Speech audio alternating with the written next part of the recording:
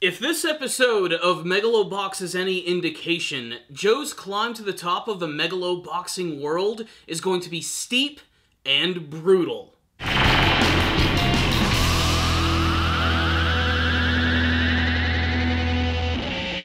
In this episode of Megalobox, Joe eats lightning and craps out thunder in a pretty epic episode. What I especially love about this one is that Nambu wants to draw some attention to Joe, and the way that he's going to go about doing that is by throwing Joe into his very first professional match without the use of gear.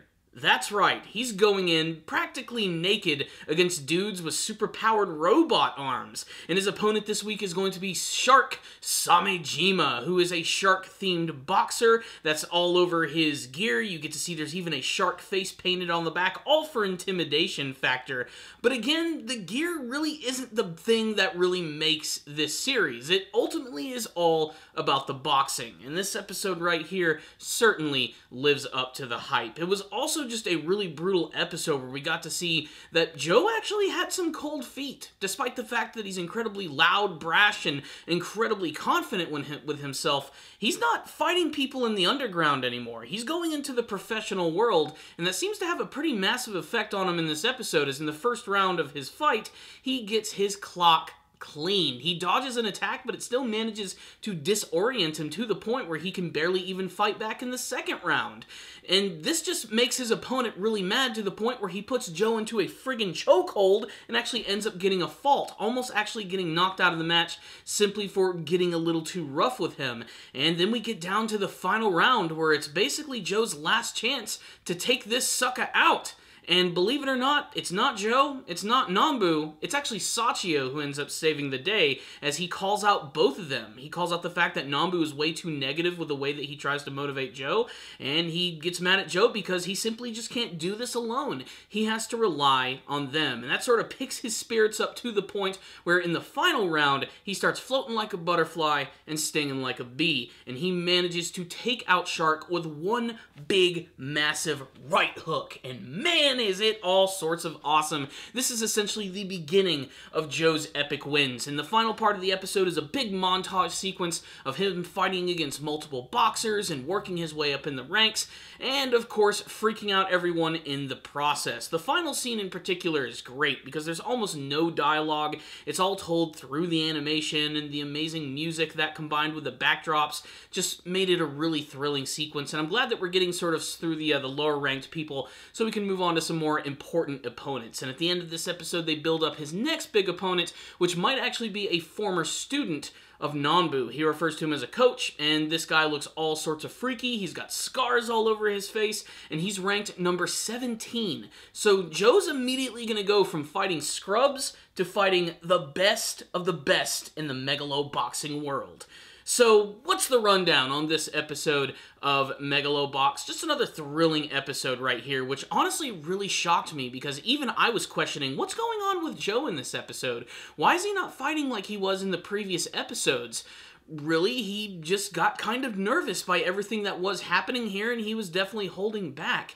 And he was also probably a little nervous over the fact that he's not even using gear. It looks like I said, Nambu's plan is basically to bring attention to him, and then eventually when they get to the real big fights, maybe then he'll decide to start wearing the very distinctive gear. But I love how throughout the episode, everybody just could not stand Joe. Everyone in the crowd thought he was insane for going in with no gear. He was just getting made a fool of by Shark Samejima, and then by the third round, he ended up gaining the respect of the entire arena when he took this guy out with an amazing punch. Like I said, it was really interesting getting to see how this all sort of got into his head, and I like it because it makes him a very relatable character. It shows that he's just not some weird, freaky, godlike character. He's a normal human. He has fears. He has doubts. And it's Sachio who actually ended up pointing those out to him in this episode, which made me appreciate his character a lot and also made me realize he's not just going to be an annoying kid character. In fact, all three of the main characters of the series, being Joe, Nambu, and Sachio, are already really becoming one of my favorite groups in anime. I don't know what it is, but I've always loved a good underdog sports story. When it's done with anime, which is always done in an over-the-top style, it just sort of sucks you in the entire time, and that's what this episode did. That being said, One of the weakest elements so far of Megalobox is very much the premise itself. The whole point of the show is that we have boxers who wear these big robotic metal arms, but so far they really don't do anything outside of just really looking cool. There were some hints to maybe that we'll see some more crazier abilities in the previous episode, and even this one right here, Shark's actual gear, is pretty cool. It's got these weird things that spin around on the elbows, which I'm not really sure what they do, but they look really cool. Really, it's all just an aesthetic. And as far as I'm concerned, they might as well make Joe go gearless throughout the entire series, but I have a feeling they are going to be building up to the fact that that gear they got from the previous episode is probably being worked on, finely tuned, and eventually he is going to debut it in a really big epic fight, and he's definitely going to need it against this guy who's ranked number 17. I think the last we saw, Joe was like 150s. I think that's where he was. So for him to go that low and fight an opponent like that, especially one who could potentially be like a former student of Nambu, is not only going to add some fantastic drama, but hopefully some really cool action. So yeah, this was a pretty solid episode showing us Joe's very first professional fight and getting to see where he's eventually going to be headed for the rest of the series. Really, I liked it. It wasn't reinventing the wheel, and it definitely makes sense as this is essentially a remake of Ashita no Joe, but it's still really fun to watch. It's got some great style. It's got some of the best backgrounds I've ever seen in any anime. Every single frame is so incredibly detailed. The shot of them driving off into the sunset at the end was really great and triumphant. The opponents are over the top and fun and have some crazy themes built around them. And the three main characters all just really work together. You got a feeling that they're really turning into like a family unit by the end of this episode, especially when we went through that big montage sequence. So yeah, just Joe's very first fight was a really good episode. It was done with some gusto and some great animation, and it was really satisfying to finally see him put down Shark after getting his clock cleaned throughout the entire fight.